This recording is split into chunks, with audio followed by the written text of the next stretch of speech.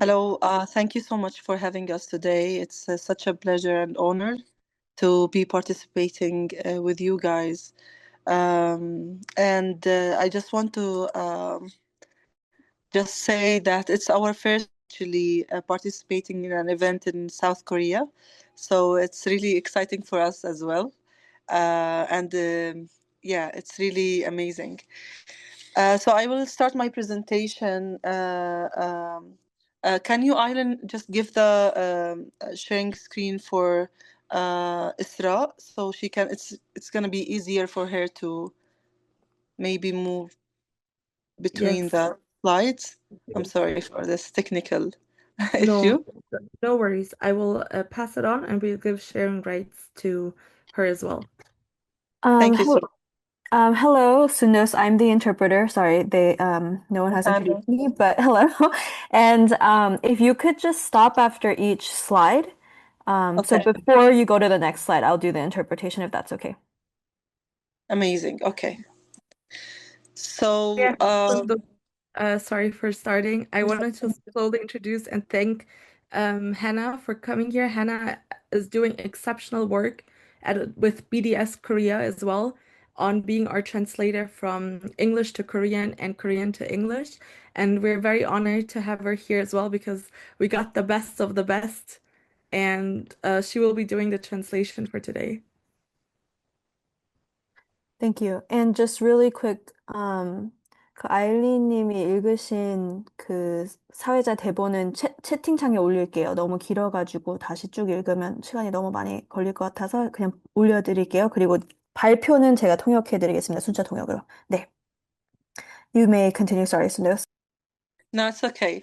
Thank you so much, Hannah, for just doing this amazing job, also for translating and amplifying our voices. So I'll start my presentation with a really simple question of why education in Palestine, we hear quite commonly that it's targeted. And why this education is being systematically targeted in Palestine. So, in Palestine, we live under a context of settler colonialism, Israeli settler colonialism. And today, as the Israeli settler colonialism unfolds its genocidal war in Gaza, after over 940 days of relentless aggression against the people in Palestine. More than 2 million Palestinians in Gaza are denied their right to exist and life. Amidst this brutality, education becomes a casualty of war, where all higher education in Gaza has been bombed completely or partially. They also and they have been left paralyzed with countless of lives of professors and students taken during this genocide. Meanwhile, in the West Bank and other places in the occupied Palestine, the specter of occupation looms large, forcing higher education institutions to pivot to distance learning at certain days or for months sometimes due to restriction of movement and escalation of violence and settler violence. And I started with this simple question of why it is being targeted. And actually, education for Palestinians is more than just a right, a human basic right. It is what keeps us on the land resilient. Because in the context of Israeli settler colonialism in Palestine, ignorance serves as a potent ally of settler colonialism, enabling the imposition of dominant narratives and the preservation of the status quo. While education emerges as a cornerstone of resistance, resilience, indigenous empowerment and liberation, and self-determination. And I have been part of the Right to Education campaign for the past 13 or 14 years of my life since I was a student at Birzeit University. And the Right to Education campaign made me believe in the cause of Palestine and the cause of education for Palestinians. This campaign emerged in 1988 amidst the first uprising in Palestine, which is the first intifada, we call it. At that time, education was considered illegal for Palestinians. So all schools, universities, even nurseries were closed by military orders from the Israeli occupation. Our university, Birzeit University, it was the 15th time of a closure for the university, but it was the longest period of time as well. It was closed for 51 consecutive months. So imagine going to school or holding a book or having your backpack. That would be an evidence that would threaten you to be in the Israeli jails at that time. So what happened then? There was like an underground system of education that was established by professors, scholars, and students at that time. They started classes in the houses of students, in the community centers, houses of academics, in churches, in mosques.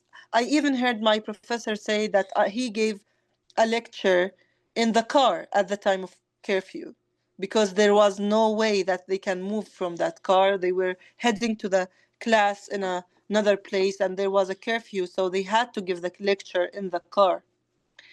So that means that during that hard time, Palestinians were really like considering their education as their hope for a better future. And next slide, please. Can we do some interpretation before that, please? Yes, please. And maybe if you could cut it a little bit shorter so for the Korean participants so that they can also follow along. Thank you. Of course, thank you. Yes. 네, 우선 가자지구 교육 체계가 왜 표적화되고 있는지 이 질문을 물으면서 시작하겠습니다. 팔레스타인은 지금 이스라엘 정착촌 식민 지배하에 있습니다. 그리고 오늘 이스라엘이 자행하는 집단 학살은 941일 동안 계속 진행되어 왔습니다. 현재로서 가자지구에 있는 200만 명의 팔레스타인 사람들이 존재의 권리 그리고 삶의 권리를 박탈당하고 있습니다. 그리고 이런 상황에서 교육에 대한 공격은 부수적인 피해로 여겨집니다. 대부분의 가자지구의 교육기관은 부분적 혹은 완전히 파괴되었습니다. 그렇기 때문에 팔레스타인 가자지구의 교육 체계는 마비 상태에 있습니다. 그리고 학생들과 교직원들도 많이 살해되었습니다. 서안지구에서도 이스라엘 점령에 영향을 볼 수 있습니다. 이스라엘의 이동의 제한 조치, 그리고 폭격의 격화로 인해 많은 학교들에서는 원격 수업을 해야 되는 상황입니다. 어떤 특정 날이나 달에 말입니다.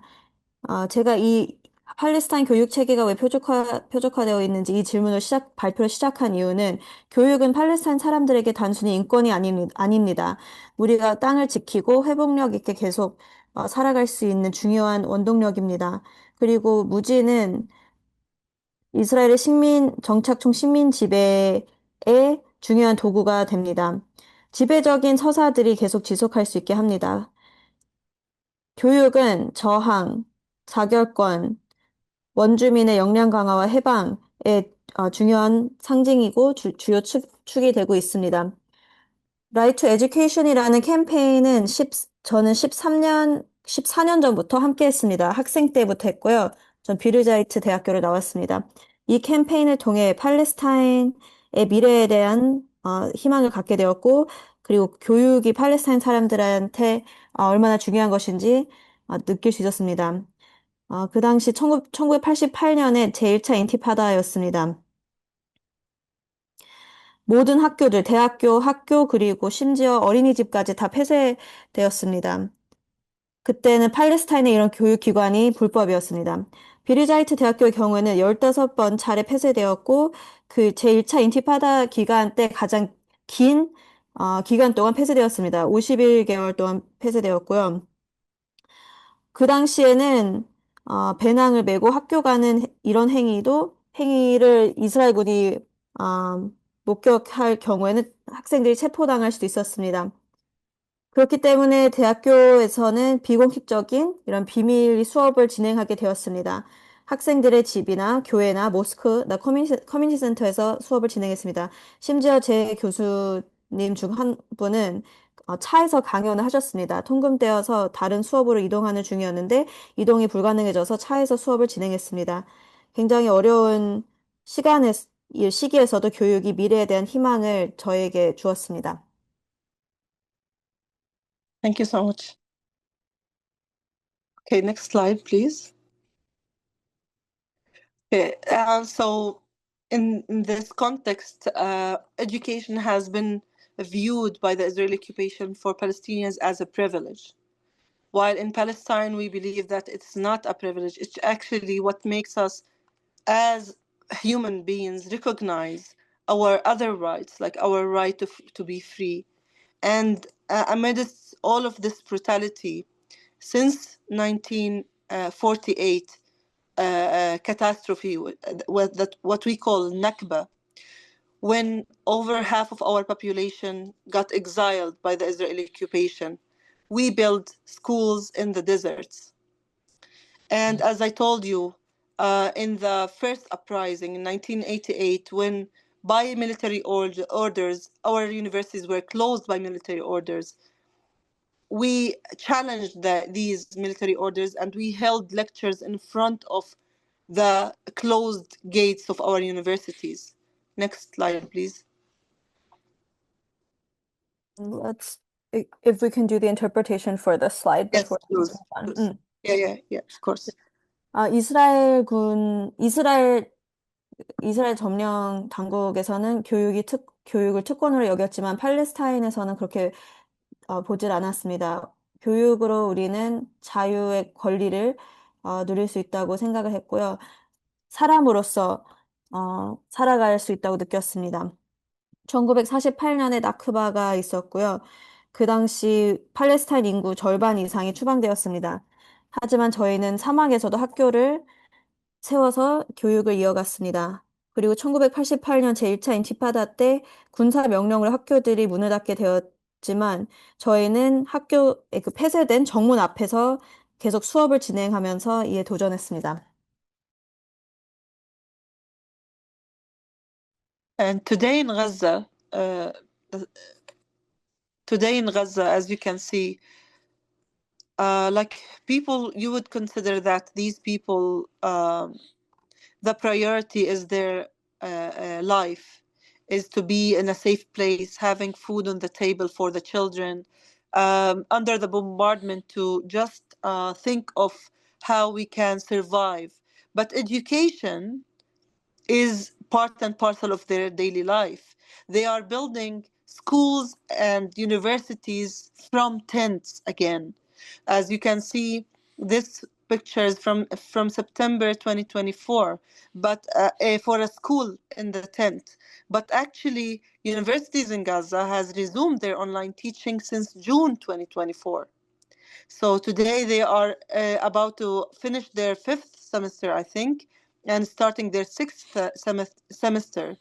That means that these universities are saying that we still exist, regardless of the like damaged and destroyed buildings. We are not the buildings. Our universities are the community. So the students and the academics are still there, and they are resilient, and they are trying to just get back to their education like a phoenix. You know, Gaza in Palestine, it has a slogan or a sign, which is the phoenix. You know, the phoenix, the bird or the myth, because we believe that like Gaza will be birthed again after from the ashes of this genocide, and they are doing this, the people of Gaza. 그래서 오늘날 가자지구가 폭격당하고 있는 상황에서 가자지구 주민들은 그 생존에 만 집중할 거라고 생각하실 수도 있을 것 같은데요. 사실 교육은 팔레스타인 가자지구 주민들의 일상입니다. 그래서 이런 천막에서도 학교와 대학교를 세우고 있고요. 여기서 이 사진은 천막 2024년 9월에 있는 학교입니다. 천막에서 이제 수업을 하고 있는 거고요. 그리고 가자지구 대학교의 경우에는 2024년 6월부터 원격 수업을 재개했습니다. 그래서 다섯 번째 학기를 마무리하고 이제 여섯 번째 학기를 시작하는 걸로 알고 있습니다. 이런 행동을 통해, 이런 활동을 통해 우리는 여전히 존재한다를 보여주고 있습니다. 그리고 건물이 되어도 우리는 건물이 아니다. 는 것을 보여줍니다. 그래서 건물이 파괴된 상황이어도 교육을 계속 진행하는 것이죠. 그래서 우리의 교육 체계는 건물만이 아니라 커뮤니티이다. 공동체에서 시작된다는 것을 보여주고요. 그리고 학생들과 교수들은 여전히 어, 아직 살아있다는 것을 보여주고 있습니다. 그리고 이런 교육 과정으로 돌아가고 싶어 합니다. 마치 불사조인 것처럼요. 가자지구 상징 중 하나가 불사조이잖아요. 그래서 가자지구가 이 집단 학살 폐하에서 탄생할 수 있다는 믿음을 보여주는 그런 상징입니다.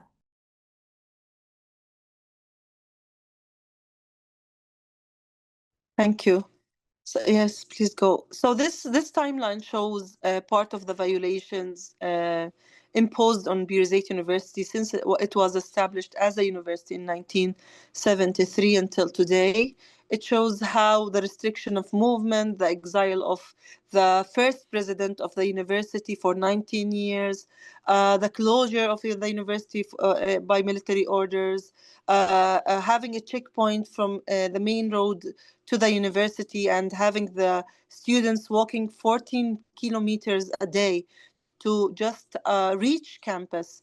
So all of that gives an image that scholasticide as a systematic targeting of education is not a new phenomena. It has been there long before 7th of October. 여기서는 1973년부터 지금까지 비르자이트 대학교에 있었던 일들을 그 교육 학살 예시를 볼 수 있는데요. 예를 들어 이동 제한 혹은 그 비르자이트 대학교의 초대 총장이 19년 동안 망명 생활했던 것도 있고요.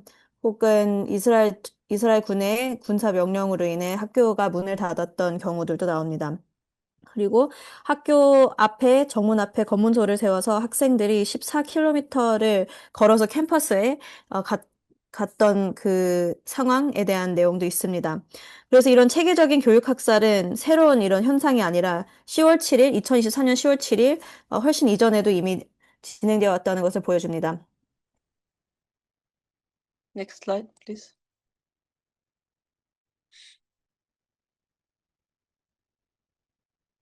So this is like an image of the military order of closure of Birzeit University in 1987, 1988. Next slide, please. 네, 여기서는 1987년 비르자이트 대학교 폐쇄를 명령하는 이스라엘 군사 명령입니다. So I just want to inform you that this is not applying only on Birzeit University. It applies on all higher education institutions in Palestine in general. 그리고 제가 말씀드리고 싶은 점은 이게 비르자이트 대학교에만 일어나는 일들이 아닙니다. 팔레스타인에 있는 모든 고등교육 기관에 해당되는 내용입니다. Next slide, please. And the violations are sometimes visible and can be witnessed by anyone who comes to Palestine, watches news about Palestine, and following up with the situation in Palestine. But also there are invisible violations that has to do with the Palestinian narrative and history in the textbooks. 네, 어떤 경우에는 이스라엘의 이런 그 교육 체계에 대한 공격이 눈에 보일 때가 있습니다. 그래서 팔레스타인을 방문하는 사람들 혹은 뉴스로 팔레스타인 이슈에 대해서 보는 사람들이 이런 공격을 눈으로 목격할 수 있지만 또 다른 경우에는 눈에 보이지 않는 이런 공격이 있습니다. 그래서 팔레스타인의 내러티브나 역사에 대한 공격이고 교과서에 대한 이런 공격입니다. Please know the first slide, please. Now I will explain a bit about some of the visible violations regarding restriction of movement, and then I will give the platform for my colleague Isra Abu Libde, who is a student at Birzeit University, and will reflect on her experience as a student living under apartheid, Israeli colonialism, and occupation.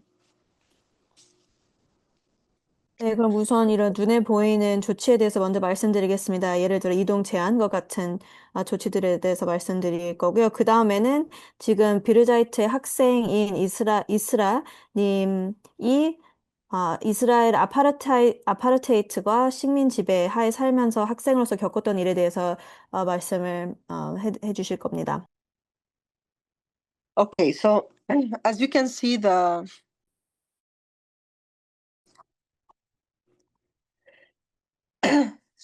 sorry, yeah, it's okay.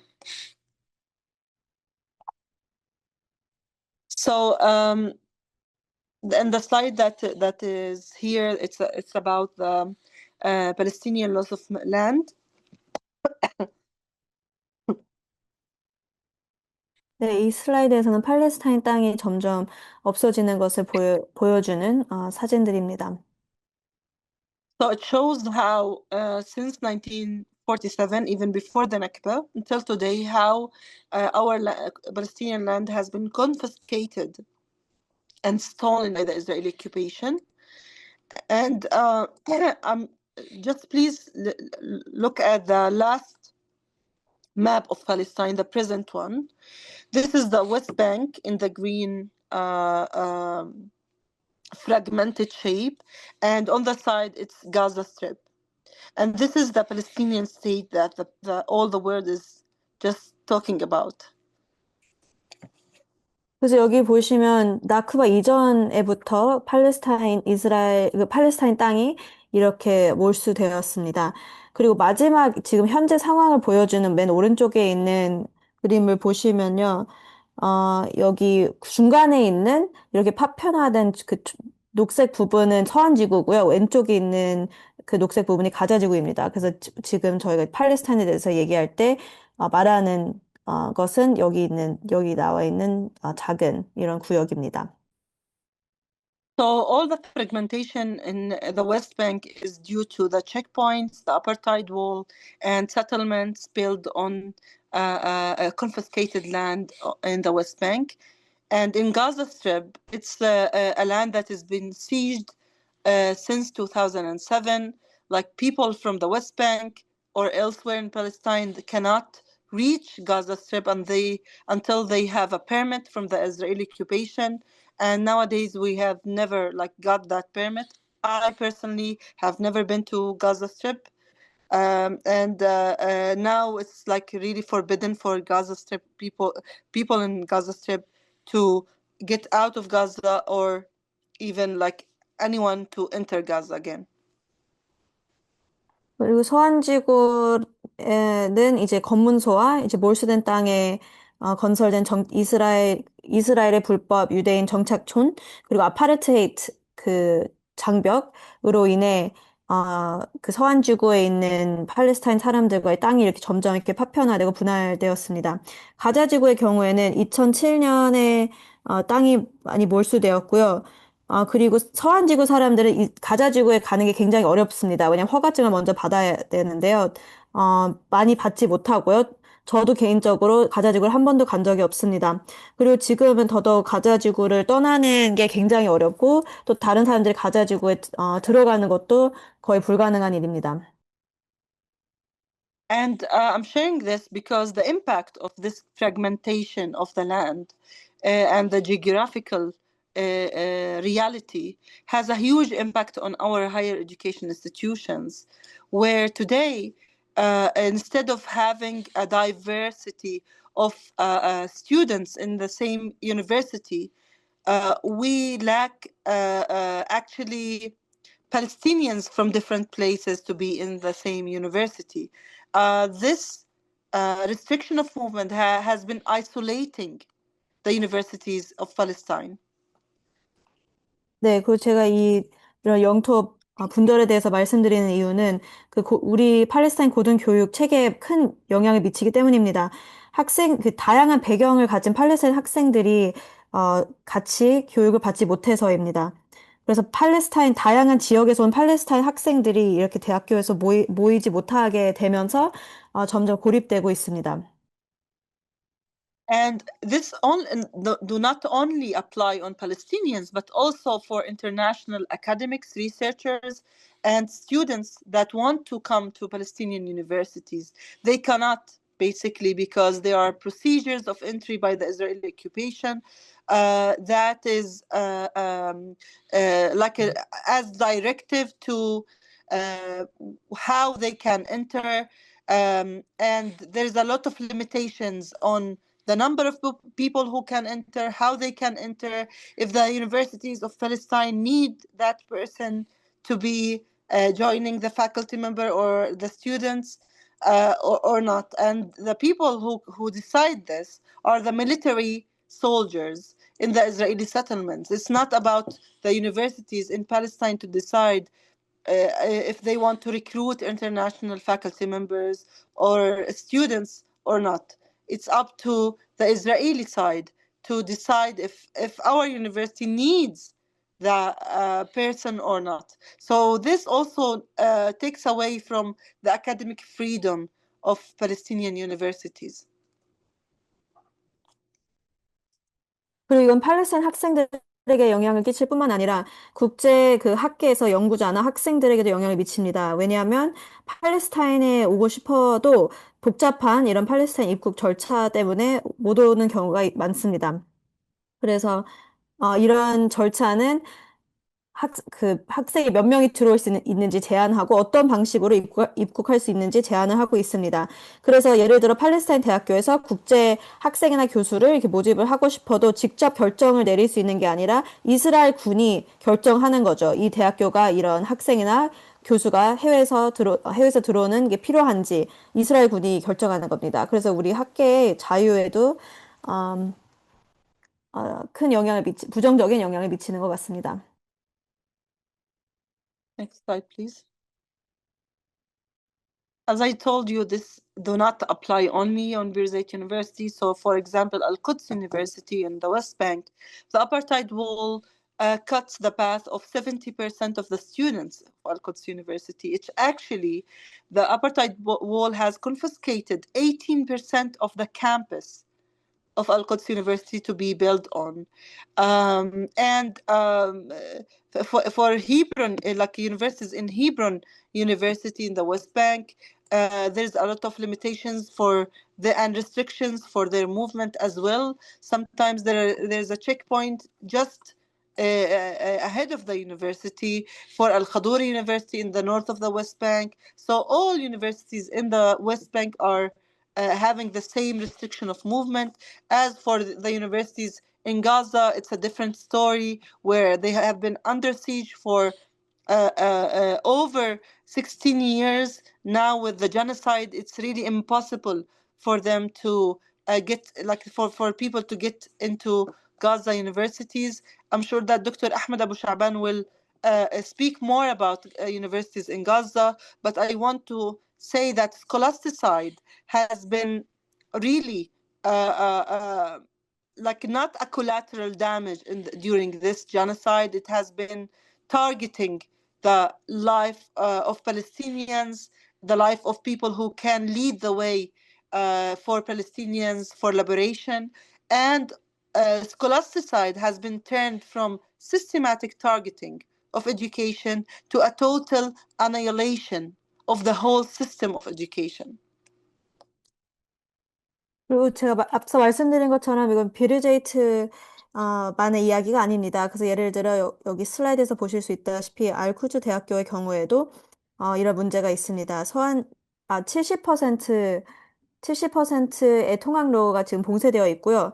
그리고 이스라엘이 설치한 아파르테이트 분리 장벽이 알쿠드스 대학교의 캠퍼스의 80%를 몰수했습니다. 몰수해서 거기 위에다가 설치한 거고요. 그 헤브론에 있는 대학교, 서안지구에 있는 대학교의 경우에도 이동 제한이 심하고요. 알하두르 대학교와 같은 대학교 앞에서는 이스라엘 군이 검문소를 설치했습니다.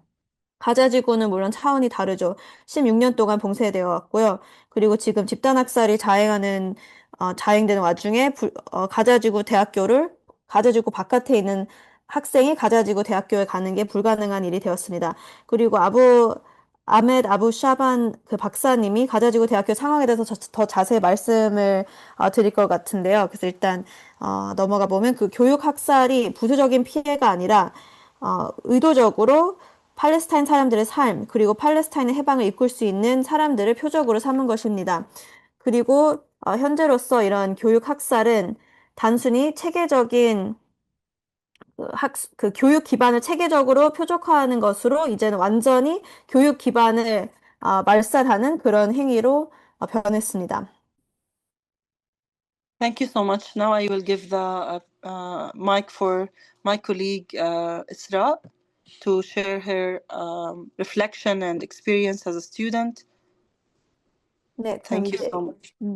감사합니다. 네, 이스라님이 이제 학생으로서 겪었던 일들에 대해서 이제 이야기를 나눠주실 겁니다.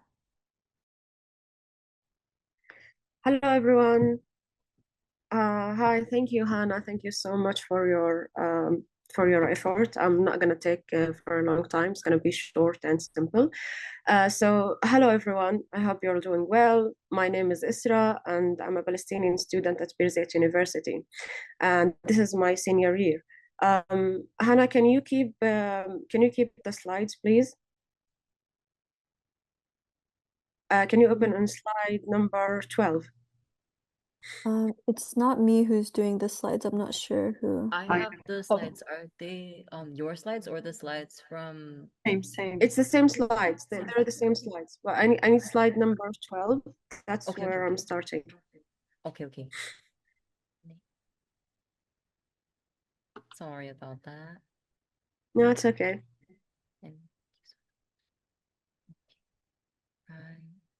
Slide number. Is this the right Number one? 12. No, number 12. Number 12? Yeah. We have translated slides too. So this is my slide number 12. Is that the one? Oh, no. Then it's number 18, I guess. 18? Okay. This one? No. Okay. The next one. Okay, 20. It's 20. 20 Okay, from all right. Here we go. on here. Thank you. Of course. Thank you so much. Okay. As I said, my name is Sra. I'm a Palestinian student at Birzeit University. This is my senior year. I study industrial chemistry, and I spent the last 4 years of my life in Birzeit. So throughout the last 4 years, I spent in Birzeit University, and even before I got enrolled, I have witnessed the criminalization of education in Palestine. So as a student, I would like to share my personal experience with you today. So one of the most, actually, I'm going to talk about the collective punishment, and one of the most difficult forms of collective punishment we have gone through as students in Birzeit University is the repeated campus raids. Can you move to the next slide, please? Is it okay if I do the interpreting before we move? Yeah. 네, 여러분 감사합니다. 저는 비르제이트 대학교 팔레스타인 학생 이스라라고 합니다. 지금 4학년이고요. 산업화학을 전공하고 있습니다. 지난 4년 동안 비르제이트에서 생활했고요. 그리고 학교에 오기 전에도 이미 팔레스타인의 교육 체계가 범죄화되는 것을 목격했습니다. 그래서 이제 집단적 처벌에 대해서 말씀드리려고 하는데요. 비르제이트 대학교에서 겪었던 가장 이런 어려운 경험 중 하나는 이스라엘 군의 습격이었습니다. Okay, thank you. So can you move to the next slide, please? Yeah. So one of the most difficult forms of collective punishment we have gone through, as I said, is the repeated campus raids by the Israeli military.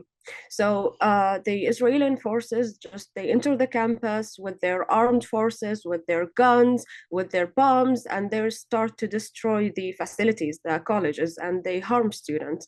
For us, Birzeit University has been raided 26 times since 2004. Usually they raid the campus in the middle of the night, where and they harm the guards of the campus. But the last raid happened in the middle of the day. And I'm sharing my personal experience. I was on the campus with my friends when January 6th.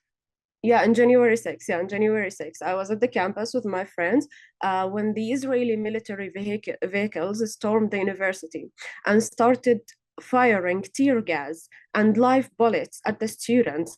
And I was with my friends and we were running, trying to protect ourselves.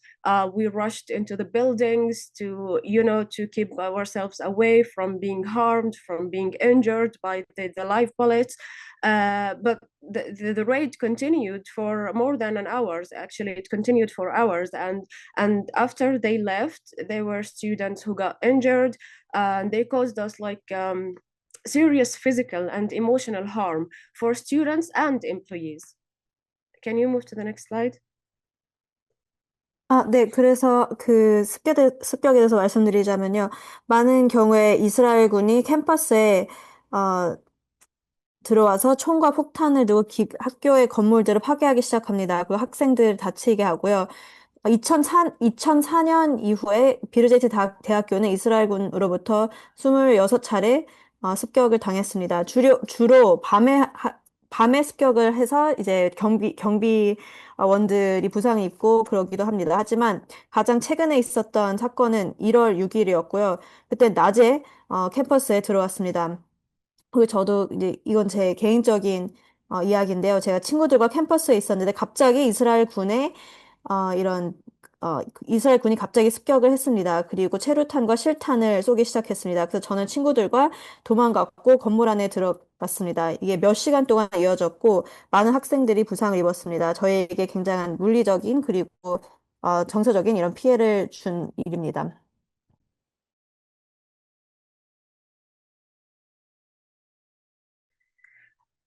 Okay, can you move to the next slide?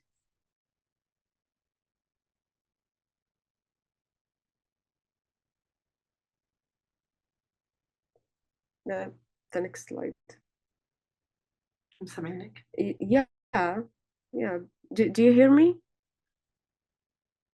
Yes. I can hear you. Okay, Is this thank the you. right slide? No, the criminalization. The criminalization the of student criminalization. Okay, movement. okay. You missed it. The one before those. This one? No, the one before it. This one? No, I think it was the criminalization slide that she had. Mhm. بس أنا قلت if بدكم أي حاجة أنا بحكي عربي كمان. Okay. The criminalization, it was before this one. Yeah, thank you. So I was saying the criminalization of the education systems. It also includes the criminalization of student movements, specifically student movements. Why? Because they technically represent the voice of the students in each university. So the Israeli military tries continuously to target those students involved in these movements. And you can see in this picture, it shows the some of the student movements at the campus, and they harm them, whether by arresting them without any charge or even by killing them, like as you see one of our martyrs in the next picture. Can you move to the next slide? First interpretation. Wait, interpretation. The 네, next one. Yeah. Yes, I'm just gonna do the interpretation. Look, if we can keep it to the slide before we move on, that'd be helpful for the Korean participants. 학생 운동도 계속 범죄화되고 되어 왔는데요. 그 이유는 학생 운동이 이제 학생들의 목소리를 대변하기 때문입니다. 그래서 이스라엘 군은 학생들을 표적으로 삼아왔고요. 그래서 왼쪽 사진에 보시면 학생 운동, 캠퍼스에 일어나는 학생 운동을 보여주는 사진이고, 그리고 이스라엘 군은 학생들을 체포하거나 살해하기도 했습니다. 그래서 오른쪽에 우리 학생 운동 그 순교자 중 한 명의 사진이 있습니다. Okay, the next one. The one that's arrest of the BZU students. I'm going to talk about thank you. So the administrative detention, as I said, that they arrest the students of the student movements without any charge. This is called administrative detention, and it has increased dramatically since October 7th in 2023. At this moment, there are 2 female students and 1 academic from Birzeit University are being held under arrest without any charge, and more than 120 students are still under arrest. The number themselves say a lot, actually, because since 1982, more than 2,000 students from Birzeit University have been imprisoned, and this practice has never stopped. Can you move to the next slide? The translation first. 네, 그 행정 구금에 대해서 말씀드리고 싶은데요. 그래서 제가 말씀드렸다시피 몇몇 학생들은 기소되지 않은 채 구금되어 있습니다. 그게 행정 구금이고요. 10월 7일 이후 그 행정 구금 조치 하에 구금된 학생들의 수가 많이 늘어났습니다. 그래서 지금도 2명의 학생과 1명의 학자가 지금 행정 구금 하에 구금되어 있습니다. 그리고 120명 이상의 학생들이 지금 수감되어 있고요. 그리고 1982년 이래 2,000명 이상의 빌자이트 대학교 학생들이 이스라엘 식민 당국에 의해 수감되어 있습니다. 그래서 이게 계속 지속되어 왔던 것을 확인할 수 있는 그것을 보여주는 수치라고 생각합니다. Next slide, please. Birzeit University murders. During my academic years at Birzeit University, I experienced the loss of my fellow students at the campus. And even before October 7th, we lost 3 students. 2 of them were brothers, as you can see in this picture, and one of them was killed while trying to protect his brother. So they're named Dhafer and Jawad, and their funeral was held on the campus. As the previous slide showed, that there was a funeral at the campus, and we all were there, and we were, it was a real crisis for us. I mean, in what kind of world do universities hold funerals for their students? But yet, like, this is the reality in Palestine. Next slide, please. 네, 그래서 비르자이트 대학의 열사들이 있는데요. 그래서 10월 7일 이전에도 이미 같은 학생, 그 비르자이트 학생 중 3명이 살해되었습니다. 그리고 이 중 2명은 형제이고요. 이름은 다페르와 자와드입니다. 그리고 이제 형제들이 서로를 보호하다가 이제 살해된 겁니다. 그래서 캠퍼스에서 그 전 슬라이드에서 보실 수 있었다시피 장례식을 했는데요. 그래서 학교 캠퍼스에서 장례식을 한다는 게 참 말도 안 되는 상황이지만 지금 팔레스타인의 현실입니다. Next slide, please. This is a picture of one of my colleagues. His name Aysar Safi. He's another student who was killed by an Israeli sniper while participating in a peaceful demonstration about the Nakba here in Palestine. As you can see in this slide, his name was written on a sign during one of the protests organized by Student for Justice in Palestine movement. So yeah, he's also another murder student here in Birzeit University. Next slide, please. 그리고 아이샤르 샤피도 순교자인데요. 이스라엘 저격수의 총격으로 사망을 했습니다. 그리고 나크바를 기억하는 이런 평화로운 시위에 참여하다가 살해된 것입니다. 그래서 왼쪽 사진에 보실 수 있다시피 SJP 이런 집회에 그 아이샤르 샤피 이름을 이렇게 적어놨습니다. Next slide. So yeah, here in Palestine, even the textbooks in the school for students are being controlled and censored by the Israeli occupation in order to limitize the transmission of the Palestinian narrative, the actual Palestinian narrative. It has been changed and it has been manipulated by the Israeli occupation. So even education in schools is being criminalized. It's not only about universities. Next slide. 그리고 단순히 대학교의 문제가 아니라 학교에서도 이스라엘이 이런 교과서를 검열하고 있습니다. 그래서 팔레스타인의 이런 내러티브나 서사가 전파되는 것을 막기 위해서 이런 검열을 하는 거고요. 그래서 이스라엘은 팔레스타인의 이런 이야기들을 조작하고 바꿨습니다. 그래서 이렇게 또 교육이 범죄화되는 예시입니다.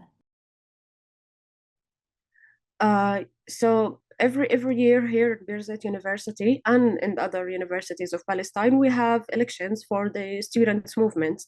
So the Israeli occupation has they did this digital violence against Birzeit students during the student movement elections by threatening them. They sent them threatening text messages to the students and their families to prevent them from exercising their right to vote. So yeah, they kind of control our right to express our political thoughts. 네, 그리고 매년 비르자이트 대학교와 다른 대학교들은 학생회 선거를 실시하는데요. 이거는 이스라엘이 디지털 폭력을 행사하는 하나의 예시입니다. 그래서 학생들과 학생들 가족을 협박한 겁니다. 그래서 투표할 권리를 행사하지 못하게 하려는 이런 시도였습니다. Okay, thank you, Hannah. Thank you so much. Now, Sundus is going to continue. Hi again, everyone. Just one last thing that I want to share with you before we go to Dr. Ahmed Abu Sha'ban, which is about what we can do to help and support Palestinian students. Can you go to the last slides, please?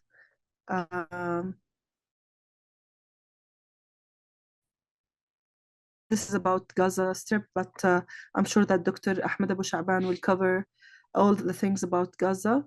But I want to share something that I remember that amidst this genocide, it was really hard for us as Palestinians to also be hopeful.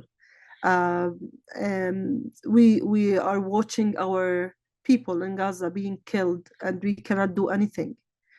And I remember that when I heard that universities in Gaza has published statement in May 2024 about them going back to online teaching and how they are resilient despite everything. I remember that when I read something in that statement that they wrote that from tents, we built these universities. And from tents with the help of, from tents again, with the help of our friends, we will rebuild them. And that resigned with me because it was hope again. And when the universities in Gaza resumed their online teaching actually in June, I promised myself that as a Palestinian, I will do whatever it takes to support these universities because they have showed me that education is our existence. So maybe you can translate before I. 네. Thank you. 네. 그러면 이제 아메드 박사님의 발표를 듣기 전에 마지막으로 제가 말씀드리고 싶은 것은 어떻게 하면 팔레스타인의 대학교들을 돕고 지지할 수 있는지 관련된 내용입니다. 그래서 가자지구 내용은 이제 아메드 박사님이 잘 말씀해 주실 것 같아서 일단 마지막 슬라이드로 넘어가면요. 집단 학살을 목격하면서 저는 희망을 잃었습니다. 왜냐하면 가자지구에 우리 팔레스타인 사람들이 살아야 되는 것을 보면서 제가 직접 할 수 있는 일이 없어서 그렇게 느꼈습니다. 하지만 2024년 5월에 가져지고 학자들이 이런 공개 서한을 올렸는데요. 그리고 이제 원격 수업을 다시 시작하겠다고 했습니다. 그리고 제가 제 기억에 남는 부분이 우리는 이 대학들을 천막에서 세웠습니다. 그리고 우리는 우리의 친구들의 도움을 받아 천막에서 다시 한번 대학을 재건할 것입니다. 이렇게 썼습니다. 그래서 그거를 보면서, 읽으면서 희망을 다시 얻었습니다. 그리고 6월에 다시 원격 수업을 재개했습니다. 그래서 그걸 보면서 제가 팔레스타인 사람으로서 이 가자지구 대학교, 그 팔레스타인 대학교들을 지지하기 위해서 노력을 하겠다고 제 자신에게 약속을 했습니다. 왜냐하면 이 학자들의 서한이 저에게 보여주었던 것은 교육이 존재라는 것이었습니다. So the first thing that you can do is that as students and as faculty members, as people, as human beings, do not be complicit with apartheid, settler colonialism, and genocide in Palestine. 첫 번째, 여러분들이 하실 수 있는 것은 학생, 교직원, 그리고 사람으로서 이스라엘의 아파르테이트와 점령과 공모를 하지 않는 것입니다. That means being part of a coalition, a student coalition, and working within your role as a student to divest for your university to divest and boycott any companies or cultural institutions that are involved in our apartheid and genocide and oppression. 구체적으로 말씀드리자면 이제 학생으로서 연대체를 꾸려서 이제 대학교가 이스라엘 기업과 뭐 문화 기관들에서를 보이콧하고 투자 철회하는 것을 요구해야 합니다. That also means that as activists around the world, we need to just remind ourselves that the compass should always be Palestine. And whenever we do activism, we should also be in contact, with direct contact with Palestinians and with their needs and priorities. And as I say this, I want to reflect that there is a committee called the Emergency Committee of Universities in Gaza. And I'm sure that Dr. Ahmed will speak about that.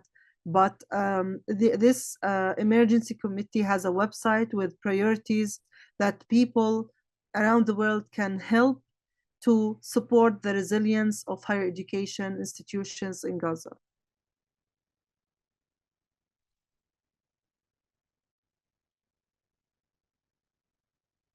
Sorry, Hannah. And one last thing that I want to share is that today in Palestine, we live under continuous occupation. This year, in 15th of May, it will mark 79 years of Nakba. And that means that this occupation is just continuous. And we don't want the help of the people to survive occupation anymore. That's what is not what we need. We need you to help us in that occupation, for us to be living as human beings with the full rights as anyone in this planet. This enough surviving occupation. I have lived all my life under occupation. I have never experienced what freedom is. And I don't want another year of my life just experiencing this.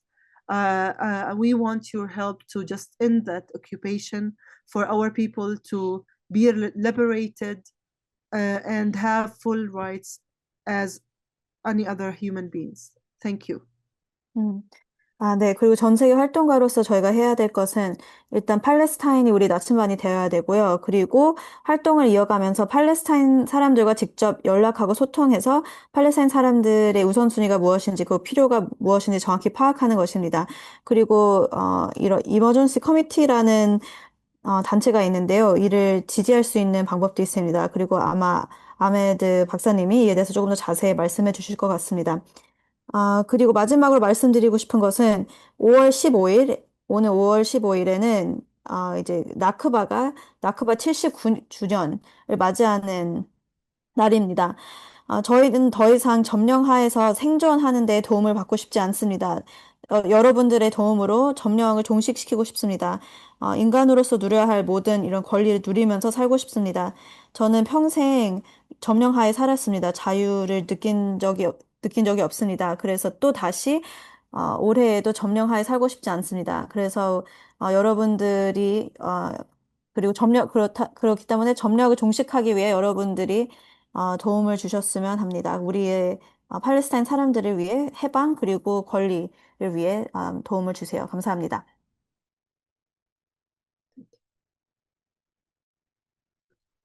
Thank you so much, Hannah and everyone. Thank you so much. Thank you.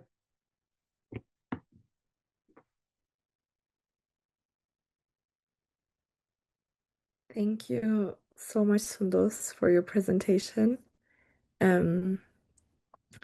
This is my second time hearing it, but I already cried again, so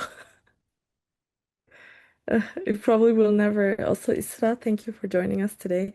I'll actually give it off to Tarek, who will be sharing some words to you as well.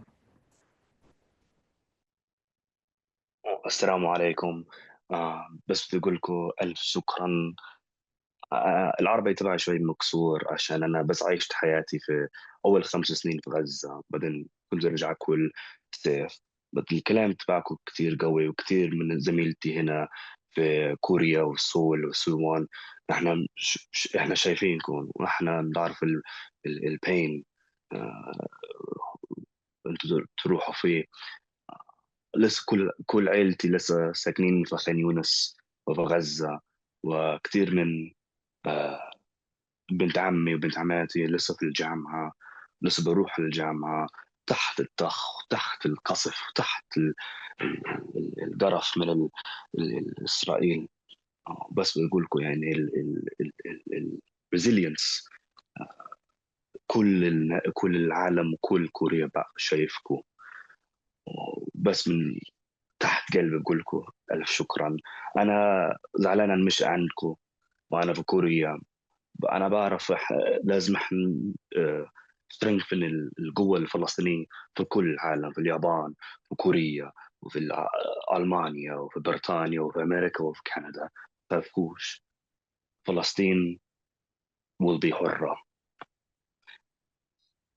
شكرا كثير. شكرا كثير أحمد، يعني من القلب على كلماتك. سوري طارق، أنا بالي في دكتور أحمد. عادي أنا أحمد اليوم. طارق. شكرا كثير طارق لك لكل القائمين على هذا الحدث. صراحة يعني كلماتك كثير بتأثر فينا وبتعني لنا كثير فعلا. وكمان يعني احنا اليوم قضيتنا هي جزء من العالم كله، يعني هي مش بس عن فلسطين. وهذا الاشي احنا عم نتعلمه كل يوم. فوجودنا اليوم في ايفنت زي هيك في كوريا الجنوبية، يعني هذا أكبر دليل على إنه صوتنا عم يوصل. والناس اللي ضحت بحياتها هون، يعني إن شاء الله إنه يعني حياتها ما تكونش راحت هباء منثورة. شكرا كثير كثير لكم جميعا. I just want to thank everyone in the rooms through this Zoom call, and everyone who has been part of this event. It means a lot of us. Thank you, Aylan. Thank you, Hannah. Thank you, Tarek, and everyone here, because this means a lot to us, because that means that our voices are heard, and people are not being silent over this oppression that we face on a daily basis. And I'm really glad and honored that also part of this event is Dr. Ahmed Abu Sha'ban. That this person means a lot to us, and he's an inspiration on the way he has been resilient and helped his people in Gaza to stay resilient under this. I don't know. I can't find a word of what we are living under this total destruction. Yes, and scholasticide. So I'm sure that you will really Dr. Ahmed's presentation will resonate with you, I'm sure, and it will has a huge impact on you as it had on me. And to have a Palestinian from Gaza in South Korea and tell me about all of what people in South Korea are doing for Palestine. I've been just checking also your coalition social media, and it is really great to see that solidarity is not only about being sympathetic with Palestinians. It's about actions that people around the world saying no for this genocide, no for the oppression of the people, yes for justice, and that will just be our goal as students and as academics and scholars in إن شاء Palestine. الله. Just keep that message. Thank you so much, everyone. Thank you so much. 여러분들, 네, 오늘 행사에 참가하신 모든 분들에게 감사하다는 말씀을 드리고 싶습니다.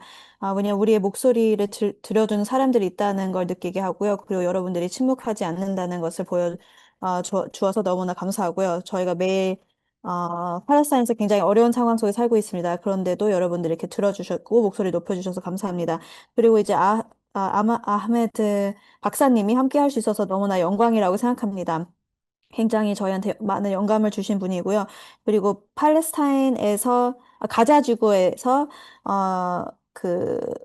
아흐메드 박사님이 이렇게 한국의 이야기를 나눌 수 있다는 것이 굉장히 중요하다고 생각합니다.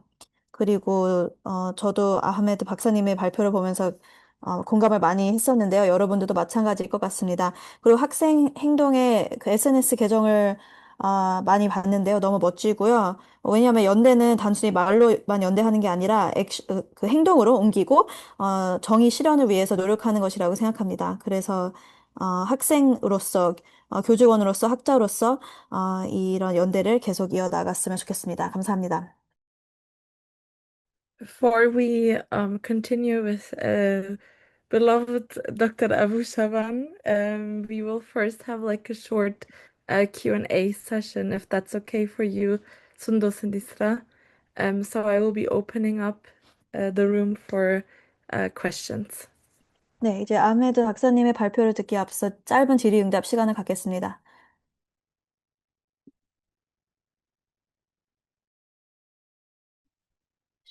Should people unmute or put questions in the chat or? I think unmuting is fine. Whatever works for you best, Hannah. Okay. I don't mind either way. You don't mind? Okay, then you can share whatever you want. 네, 질문 있으신 분들은 채팅창에 올려주시거나 아니면 그냥 직접 말해주시면 됩니다.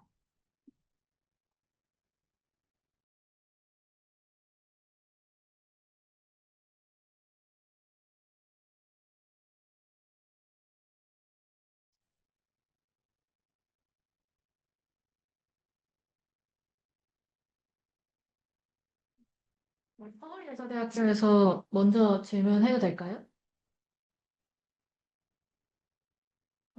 네. 네, 발표하신 거 세 분이서 하신 거 잘 들었습니다. 저는 몇 가지 질문이 있습니다. 첫 번째로 비르자이트 대학의 비밀 수업, 천막학교, 차량 강의처럼 교육 공동체가 물리적 파괴 속에서도 지속된 사례를 말씀해 주셨는데, 그러면 교육의 회복력이 팔레스타인 민족 정체성 유지에 어떤 역할을 했다고 생각하시나요?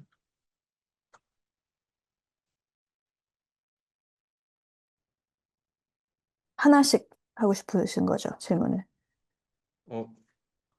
다 전체 한 번에 할까요? 그게 나을 수도 있을 것 같아요. 네, 말씀해 주세요.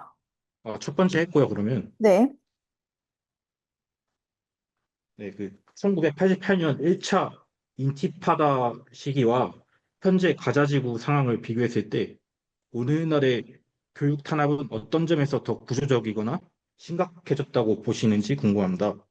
Mhm. 그 마지막으로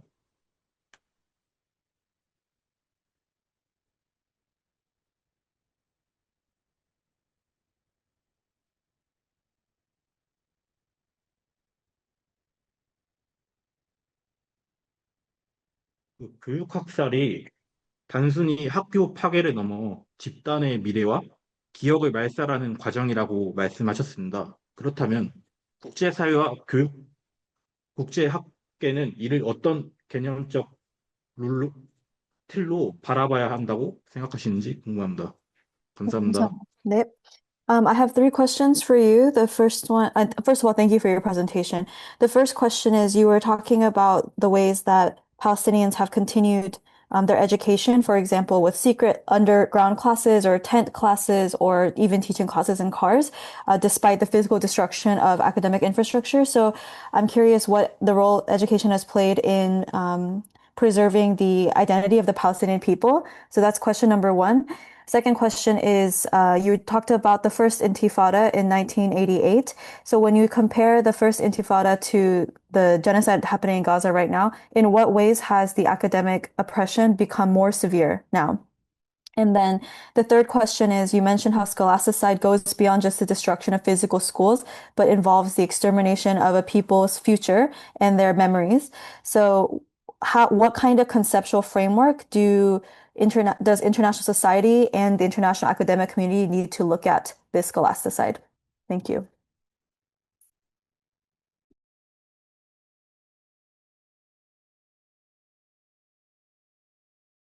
Thank you so much for your questions. Actually, they are like three deep questions. So I'll try to answer within the three questions. Actually, without education, our Palestinian narrative and identity would be erased with the ethnic cleansing that happened to our people in 1948. Education has played a key role in preserving identity and narrative for Palestinians. Despite all odds and despite the continuous targeting of the narrative and identity in the textbooks. And I just want to give you a brief about our education system in the schools. So before the Oslo Accords in 1992, our education system was really different than it is now because there was no Palestinian Authority. So in the West Bank, we held the Jordanian textbooks. We learned the Jordanian textbooks. And in Gaza Strip, it was the Egyptian textbooks. So we didn't have the chance for as Palestinians to write our own narrative in the textbooks. But there was people who were really aware of why it's really important to preserve the identity, who started the civil organizations and NGOs in Palestine that played a key role in preserving the traditions and the identity of Palestinians. Then, with the establishment of the Palestinian Authority in the after Oslo Accords, for the first time, we had our permission to narrate, to write our own narrative in the textbooks. But in order to do that, we needed the money, and the money came from the international governments who put pressure and keep putting pressure on the Palestinian Authority to change the textbooks to have it as an anti-Israeli biased textbooks, meaning that every year we have our textbooks reviewed, edited, and supervised by this international committee in order to change it. And I'm not talking about mathematics or physics books or any scientific field. I'm talking about geography books, Arabic language books, history books, nationality books. So the books that has to do with narrative and identity. And this is what I meant about having different angles of scholasticide that has to do with invisible violations, things that has to do with our own thinking and our own overview of our identity as Palestinians. The second, sorry, do you want to? Yeah. Oh, yes, thank you. Thank you very much. 네, 질문 감사드립니다. 굉장히 좀 깊은 질문을 주셔서 제가 최대한 잘 답변 드리겠습니다. 우선 교육이 없었다면 저희 정체성이 완전히 지워졌을 겁니다. 1948년 팔레스타인 사람들이 그 나크바 때 겪었던 인종 청소로 인해 완전히 정체성이 지워졌을 거고요. 그래서 우리의 내러티브랑 정체성을 보존하는 데 교육이 주요 역할을 해왔습니다. 그래서 이런 어려운 상황 속에서도 저희는 계속해서 이런 교육을 그래서 유지해 왔고요. 그리고 이스라엘 정부는 이런 교과서에 대한 검열을 통해 계속해서 저의 교육 기반을 표적으로 삼았습니다. 1992년 오슬로 협정 이전에는 지금과 좀 상황이 달랐습니다. 왜냐하면 그 당시에는 팔레스타인 자치정부가 없었습니다. 그래서 서안지구 학교의 경우에는 요르단 교과서를 사용했고 가자지구에는 이집트 교과서를 사용했습니다. 그래서 팔레스타인 이 내러티브를 직접 교과서에 담을 수 있는 기회가 없었습니다. 하지만 이 중요성에 대해서 인지한 사람들이 있어서 그 시민사회 단체와 NGO들을 시작했습니다. 그래서 팔레스타인의 전통과 정체성을 보존하는 데 중요한 역할을 했습니다.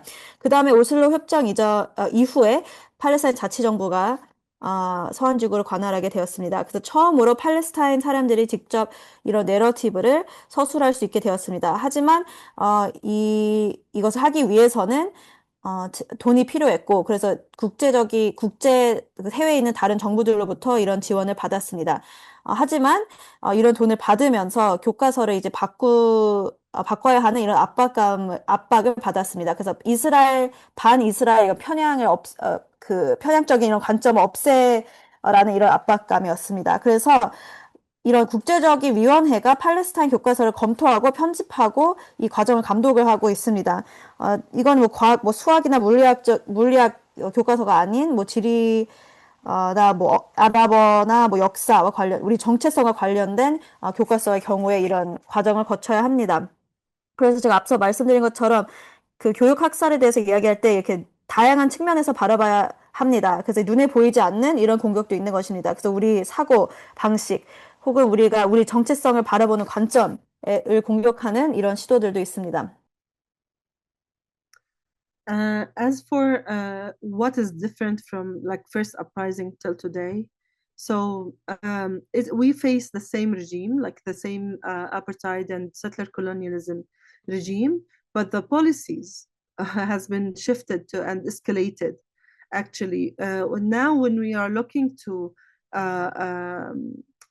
the level of violence towards students and faculty members and employees of the universities, it's really looming large because, for example, before the 7th of October, we used to have 50 to 70 students arrested annually in the Israeli jails from Birzeit University. And today, since the 7th of October, we had over 350 students arrested only from Birzeit University. Currently, we have 120 of them, but that means that the escalation of violence has been really, really obvious. And also, for example, in Gaza, over 195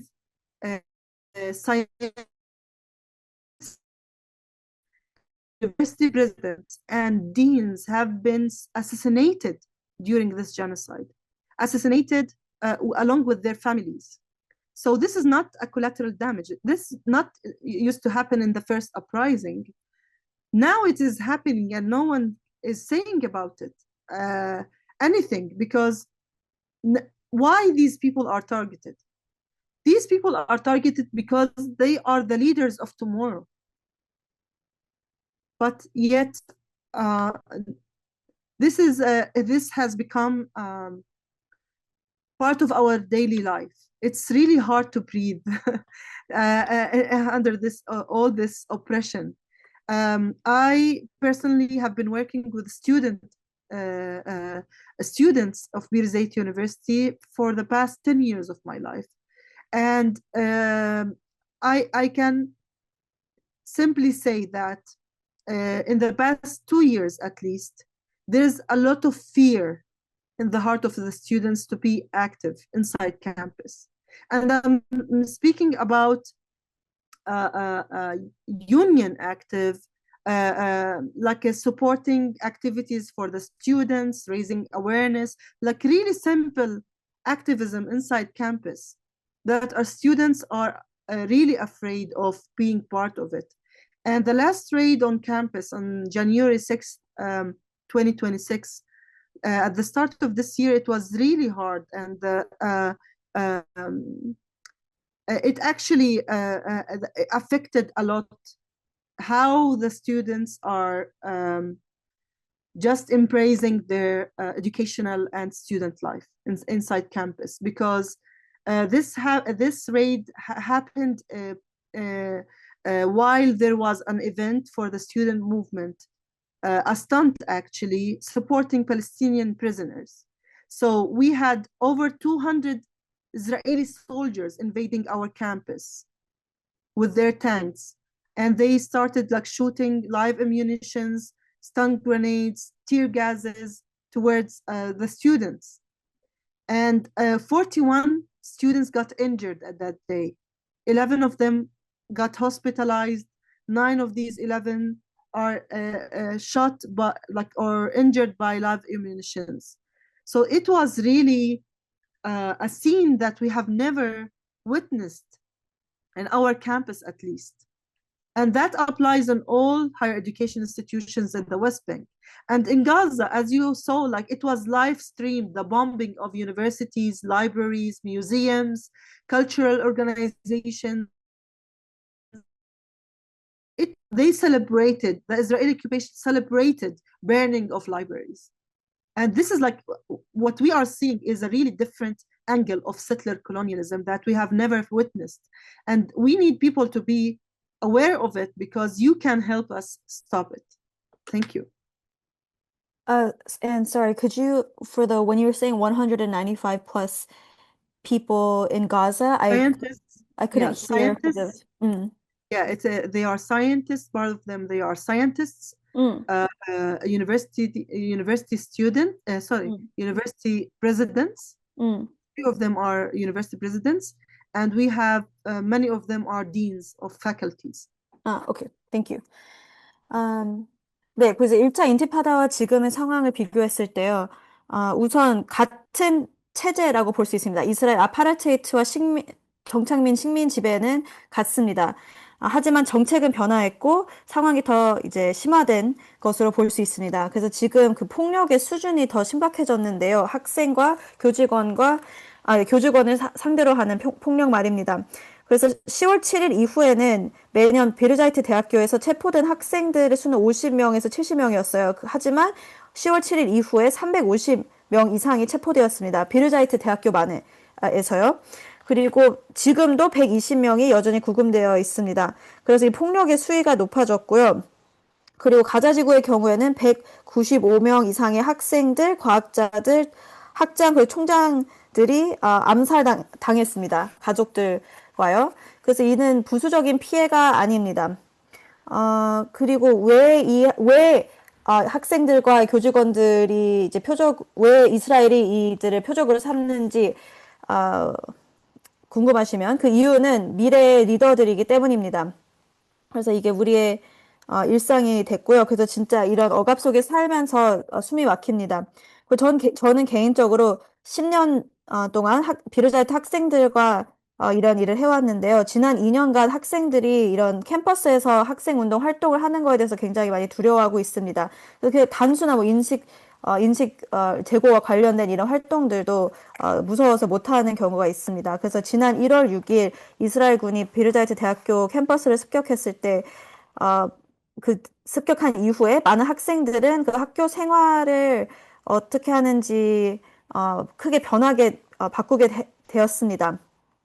그래서 왜냐하면 그 습격이 일어났던 그 날이 수감자를 지지하는 이런 학생 운동 행동이 있었던 날이었습니다. 그래서 갑자기 200명 이상의 이스라엘 군이 비르자이트 대학교 캠퍼스에 침입을 했고 와 침입했고 뭐 체류탄과 실탄을 학생들에게 쐈습니다. 그래서 41명의 학생들이 부상을 입었고 그중 11명은 입원을 했고 그리고 그중에 9명은 그 실탄으로 맞았습니다.